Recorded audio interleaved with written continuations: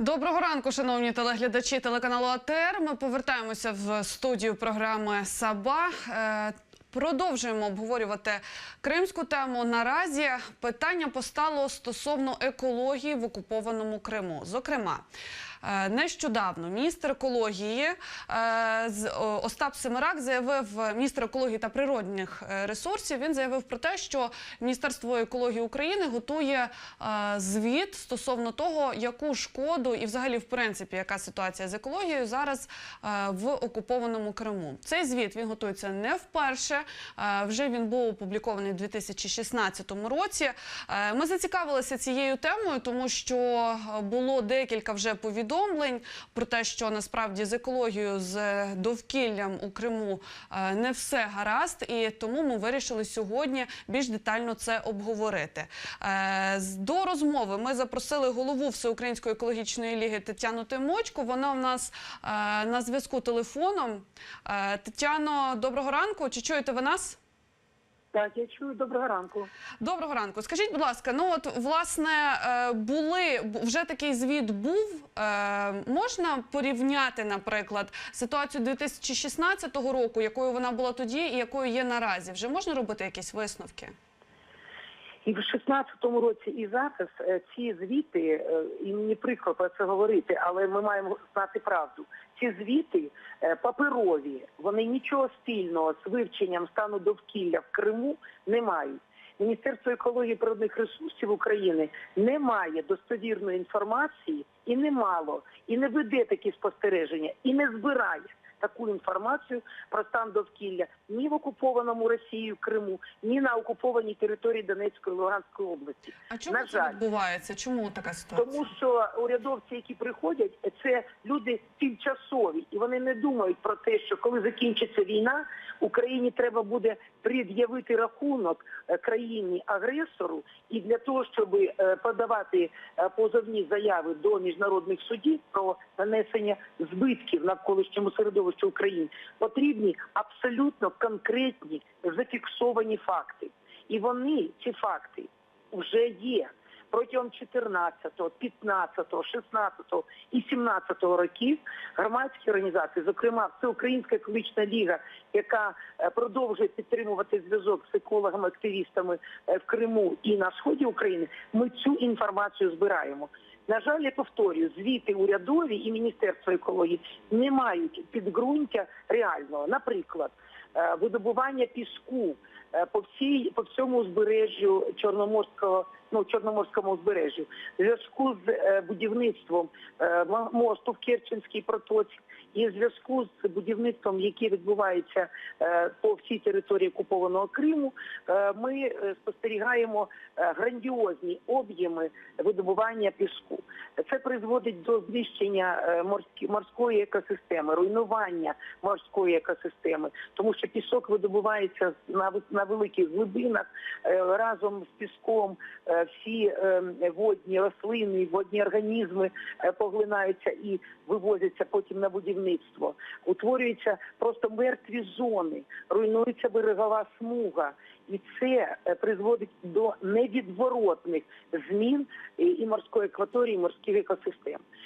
Під час будівництва вирубуються цінні території, зокрема бухта Ласпі піддається нищівному удару, і там знаходилася унікальна, єдина в Європі популяція ялівця і сосни Кримської, а також сосни Станкевича. Ці цінні ділянки вже практично знищені. На території Кримського гірського заповідника він зараз не має цього статусу, тому що в Російській Федерації заповідні території мають інший статус охорони і практично нічим не відрізняються від звичайних господарських зон. Так от на території Кримського гірського заповідника знищені цілі ділянки внаслідок будівництва газопроводу, внаслідок будівництва нових ліній електромереж. Зокрема, про будівництво. Про будівництво хочеться уточнити, тому що будівництво, власне, Керченського мосту, яке зараз триває, наскільки я розумію, то він частково перекриває Керченську протоку, правильно? То який наслідок це може мати для моря, для навіть дельфінів, тому що от вже були проблеми у квітні-травні, біля берегів Криму загинули більше 100, здається, якщо мені не зраджує пам'ять, дельфінів. От якраз загибель таких водних тварин, і от, зокрема, дельфінів, я хочу звернути вашу увагу, що це непроста справа будівництва Керченського мосту. Це, по-перше, руйнування морського дна в цій території, зміна гідрологічного режиму, які будуть такі дуже далекі наслідки мати. Загибель під час будівництва дельфінів, величезної кількості риби, зміна місць проживання цієї риби під час цього будівництва, тому що там повністю змінено дно і не дає можливості там взагалі заходити з цим живим водним організмом. Це суттєві зміни.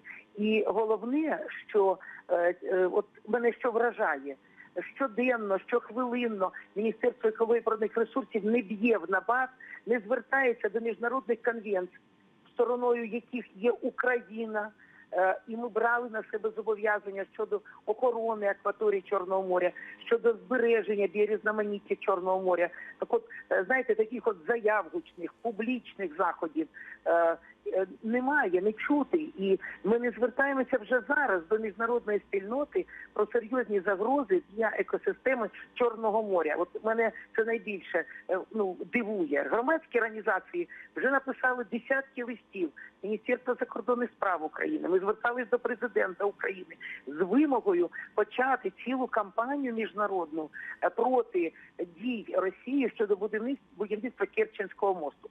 Я вже не кажу про економічні величезні збитки для України, реальні економічні збитки, бо Маріупольський морський порт втрачає на перспективу половину своїх замовлень внаслідок того, що висота Керченського мосту не буде дозволяти проходити в український порт, Маріупольський порт, тим кораблям, які зараз до будівництва туди проходили. І ми втрачаємо великі тонажі, це робочі місця в Маріуполі, це зупинка величезного підприємства і це заморожені наші транспортні перевезення по всій території Донецької області. Це нищівний економічний удар по Україні в зв'язку з будівництвом цього мосту. Я вже не кажу про збитки для довкілля грандіозні.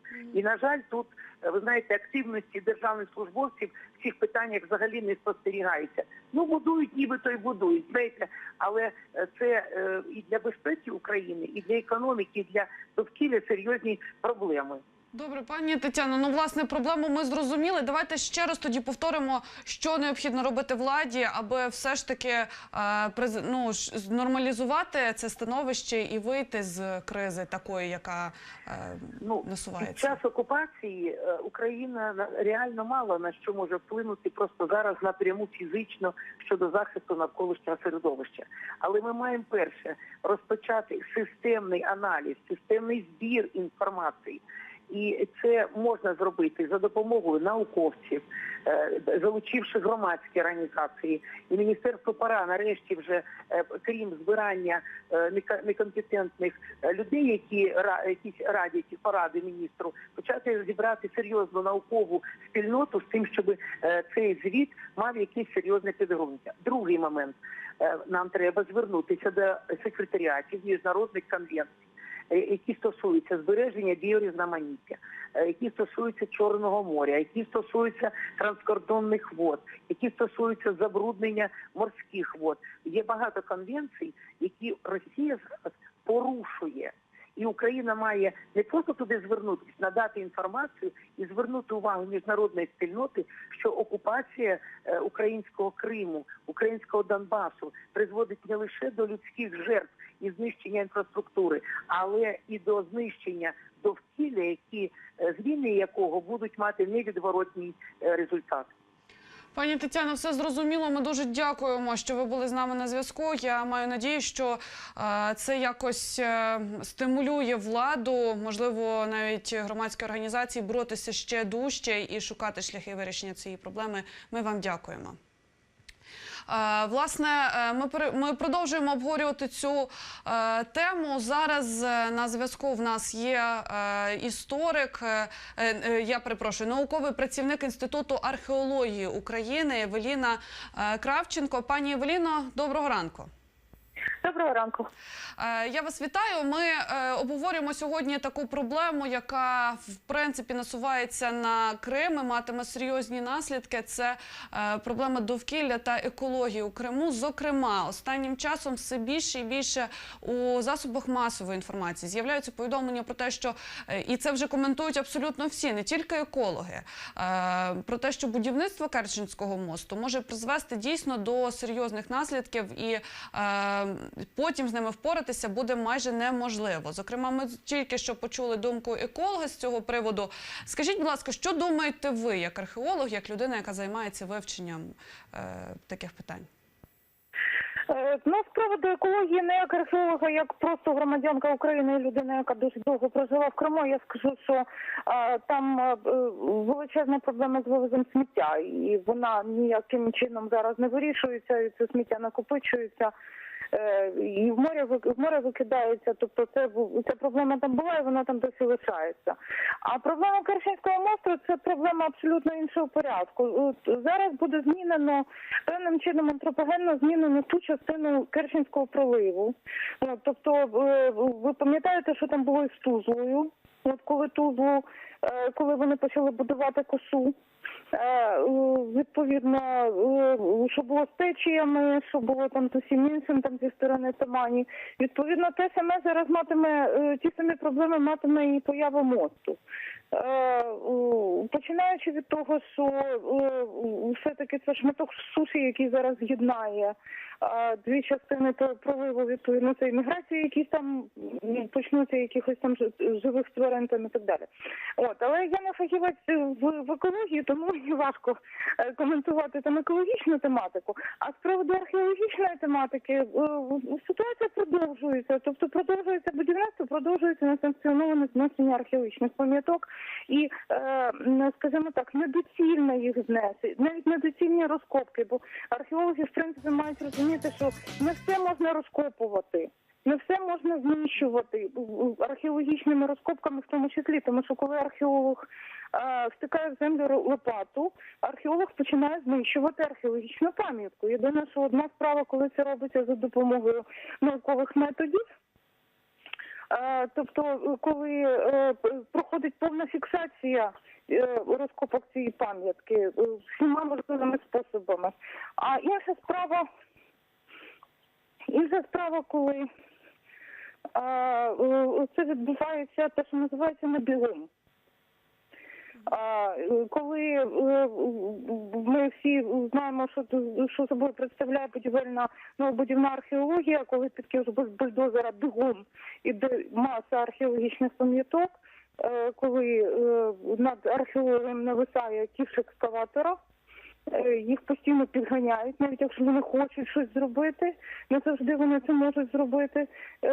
Відповідно, а нащо це робити? От нащо знищувати пам'ятку, якщо вона там може спокійно лежати собі під землею? Заради того, щоб з'єднати Крим із Кубанью? Це аргумент? Власне, в цьому основна проблема полягає. Решта проблем, вони продовжуються з моменту анексії, тобто з 2014 року. І вони поки що вирішені бути не можуть, і відповідно до... А чому, власне, вони не можуть бути вирішені? Тому що, це очевидно, що потрібно шукати саме ці шляхи, як владнати, як стабілізувати. Що потрібно робити Україні, аби, знову ж таки, ті ж археологічні західки не знищувались, і має бути якийсь контроль, на вашу думку, які це можуть бути способи? Контроль ми можемо здійснювати тільки на відстані, бо моніторингова місія там, навіть якщо вона не буде настільки дієвою, це пов'язано із кризою міжнародного законодавства цілком, з проблемами ООН, бо ЮНЕСКО це її частина, і там зараз знов якісь проблеми починаються, чого ж там Штати і Ізраїль вийшли із цієї організації. Це дуже погано, бо вони в основному фінансували це. Відповідно, зараз Росія там почне відігравати дуже важливу роль, і це не добре для нас, абсолютно не добре. Відповідно, треба шукати інші механізми. Можливо, інші організації, через які можна впливати. Можливо, треба спробувати попрацювати з російськими громадськими організаціями пам'яткоохоронними. Україна цього не робить, правильно? От наразі вона не намагається владнати, якось домовитися. Я розумію, окупанти, все таке інше, проте мова йде про історичну пам'ять, про те багатство, яке може бути втрачене. Україна, на жаль, ми і ще молода держава, і ми не настільки добре розуміємо, що представляє собою пам'яткоохоронні заходи у рамках міжнародного законодавства. Іноді ті впливи, які мусить чинити держава, вони можуть казатися здачею національних інтересів. Чому? Тому що це буде певна співпраця. Тобто доведеться співпрацювати і спілкуватися з людьми, які є ворогами. Але в тому і є питання міжнародних організацій, в тому є завдання міжнародних організацій, саме так побудовано міжнародне законодавство післявоєнне. Тобто, якщо ми хочемо якось впливати, нам доведеться спілкуватися. Добре, скажіть, ну, власне, давайте трошечки, можливо, проведемо таку паралель. Історія вже знає випадки, коли знищувалися історичні знахідки, історичні пам'ятки, наприклад, під час війни.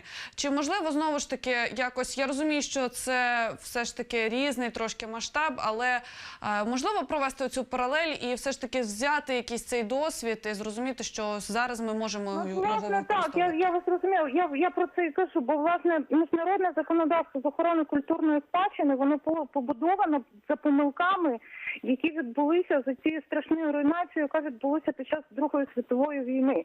І оця от Гаазька конвенція, вона була створена за рекомендаціями і за досвідом Другої світової війни.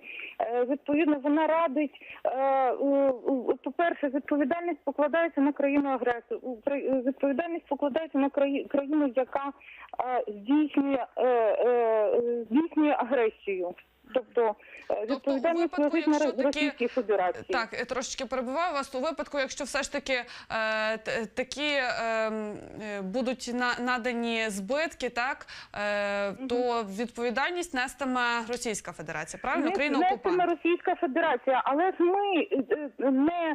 законодавство не намагається, тобто питання не тільки в покаранні, питання у збереженні. Тобто ми маємо докласти всіх зусиль, щоб зберегти, а не тільки для того, щоб покарати. Покарання – це остання межа, а ми маємо максимально зберегти те, що там лишилося, максимально впливати на те, що містить Крим. Відповідно, по-перше, ця тема в нас має не сходити з телеефірів і радіоефірів. Ми періодично забуваємо взагалі про його існування. У нас населення України Крим сприймає Пані як... Ельвіно, дуже дякуємо вам. Ми зрозуміли те, що ви хотіли сказати. Дуже дякуємо, тому що закінчується час ефіру. Ми вдячні вам за дзвінок, за те, що ви з нами поспілкувалися. На все добре. Власне, вже другий гость сьогодні в нашій студії говорить про те, що про такі проблеми, про проблеми Криму не можна мовчати, про окупацію не можна переставати говорити, що ми, власне, і робимо в ефірі телеканалу АТР. Обов'язково дивіться нас. Вже за декілька хвилин ми повертаємося до студії і будемо говорити про відкриття українських істориків. Дочекайтесь.